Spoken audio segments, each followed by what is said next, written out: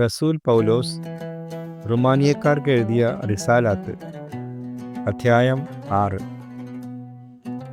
അപ്പോൾ നാം എന്താണ് പറയുക? നിഅമത്ത് കൂടുന്നതിനായി പാപം ചെയ്തുകൊണ്ട് ഹയാത്തിലിരിക്കണമെന്നോ? ഒരിക്കലും പാടില്ല.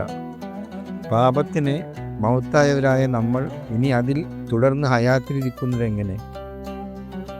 ഈസാ അൽ മസീഹിനോട് ചേരുവാൻ മഅ്മൂദിയ കബൂൽ ചെയ്ത നാം എല്ലാവരും അവൻ്റെ മൗത്തിനോട് പങ്കാളികളാകുവാനാണ് മഅ്മൂദിയ കബൂലാക്കിയതെന്ന് നിങ്ങൾക്കറിഞ്ഞുകൂടെ? അങ്ങനെ അവൻ്റെ മൗത്തിനോട് നമ്മെ ചേർത്ത മഅ്മൂദിയയാൽ നാം അവനോടൊത്ത് ഖബറടക്കപ്പെട്ടു.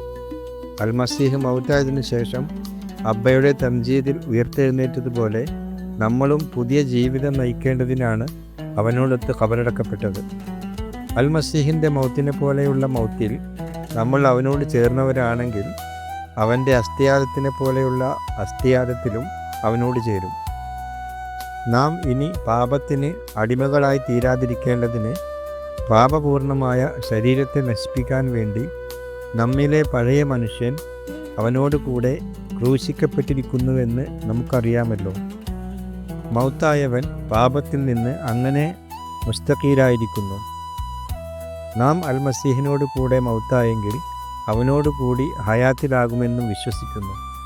മൗത്തായവരിൽ നിന്ന് ഉയർത്തെഴുന്നേറ്റ അൽ മസീഹ് ഇനി ഒരിക്കലും മൗത്താവുകയില്ലെന്ന് നമുക്കറിയാം. മൗത്തിന് ഇനി അവൻ്റെ മേൽ സുൽക്കത്തില്ല. അവൻ പാപത്തിനായി എല്ലാവർക്കും വേണ്ടി ഒരിക്കലായിട്ട് മൗത്തായി. അവൻ ഹയാത്തിലിരിക്കുന്നതോ അള്ളാഹുവിന് വേണ്ടിയാണ്. അതുപോലെ തന്നെ നിങ്ങളും പാപകാരണമായി മൗത്തായവരാണെന്നും അൽ മസീഹ് ഈസയിൽ അള്ളാഹുവിന് വേണ്ടി ഹയാത്തിലായിരിക്കുന്നവരാണെന്നും സ്വയം മനസ്സിലാക്കുക. അതുകൊണ്ട് മോഹങ്ങൾക്ക് നിങ്ങളെ കീഴ്പ്പെടുത്താൻ തക്കവിധം പാപം നിങ്ങളുടെ മയ്യത്തിനുള്ള ശരീരത്തെ നിയന്ത്രിക്കരുത്. നിങ്ങളുടെ അവയവങ്ങളെ ഉൽമിൻ്റെ ഉപകരണങ്ങളായി പാപം ചെയ്യാൻ ഉപയോഗിക്കരുത്. എന്നാൽ മൗത്തായവരിൽ നിന്ന് ഹയാത്തിലായവരായി നിങ്ങളുടെ അവയവങ്ങളെ നീതിയുടെ ആയുധങ്ങളായി അള്ളാഹുവിന് സമർപ്പിക്കുക. പാപം നിങ്ങളുടെ മേൽ ഹുക്മ നടത്തുകയില്ല. കാരണം നിങ്ങൾ ശരീഅത്തിൻ്റെ കീഴിലല്ല, നിഅമത്തിൻ്റെ കീഴിലാണ്. പിന്നെ എന്ത്? നാം ശരീഅത്തിന് കീഴ്പ്പെട്ടവരല്ല, നിഅമത്തിന് കീഴ്പ്പെട്ടവരാണ് എന്നതുകൊണ്ട് നമുക്ക് പാപം ചെയ്യാമോ? ഒരിക്കലും പാടില്ല. നിങ്ങൾ അനുസരണയുള്ള ഖാദിമിനെ പോലെ നിങ്ങളെ തന്നെ ആർക്കെങ്കിലും സ്വയം സമർപ്പിക്കുമ്പോൾ നിങ്ങൾ അവരുടെ അടിമകളാകുമെന്ന് അറിയുന്നില്ലേ? നിങ്ങൾ ഒന്നുകിൽ മൗത്തിലേക്ക് നയിക്കുന്ന പാപത്തിൻ്റെ അടിമകൾ, അല്ലെങ്കിൽ നിങ്ങൾ നീതിയിലേക്ക് നയിക്കുന്ന അനുസരണത്തിൻ്റെ അടിമകൾ.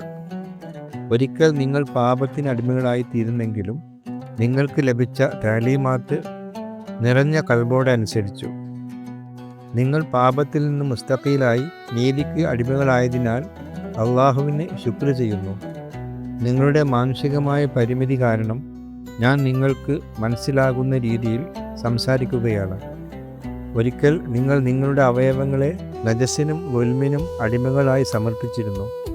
ഇപ്പോൾ നിങ്ങളുടെ അവയവങ്ങളെ തൊഹൂറാക്കുന്നതിന് വേണ്ടി നീതിക്ക് അടിമകളായി സമർപ്പിക്കുകയും. നിങ്ങൾ പാപത്തിന് അടിമകളായിരുന്നപ്പോൾ നീതിയുടെ നിയന്ത്രണത്തിലല്ലായിരുന്നോ?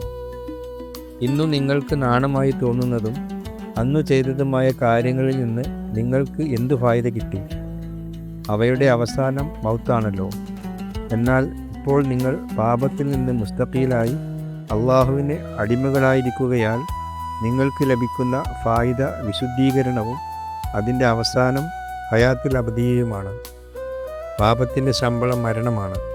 അള്ളാഹുവിൻ്റെ നിഅമത്താകട്ടെ നമ്മുടെ റബ്ബായ ഈസാ അൽ മസീഹ് വഴിയുള്ള ഹയാത്തുൽ അബദിയയും.